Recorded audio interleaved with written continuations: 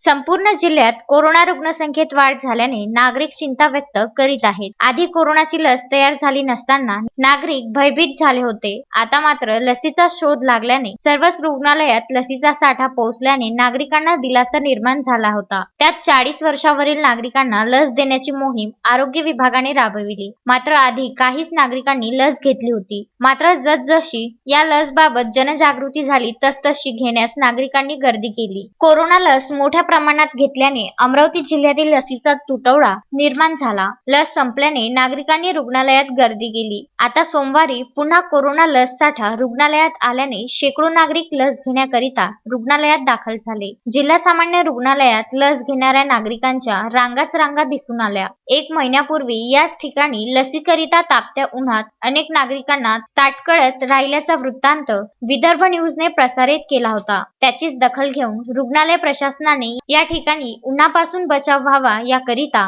Green shade लावण्यात आले. लस देणारे विभाग 2च असल्याने अनेक वृद्ध नागरिकांना या ठिकाणी दिवसभर ताटकळत बसावे लागले. अशीच परिस्थिती पंजाबराव देशमुख रुग्णालयात दिसून आली. या ठिकाणी सुद्धा कोरोना लस घेण्यासाठी शेकडो नागरिकांची झुंबड निर्माण झाली होती. कोरोना लस घेण्याकरिता वृद्धांची संख्या जास्त असल्याने अनेक लस विभाग तयार करून कर्मचाऱ्यांची संख्या वाढवावी अशी मागणी नागरिक करीत आहे. अजय शृंगारेसह राहुल टेकाडे, विदर्भ न्यूज, अमरावती.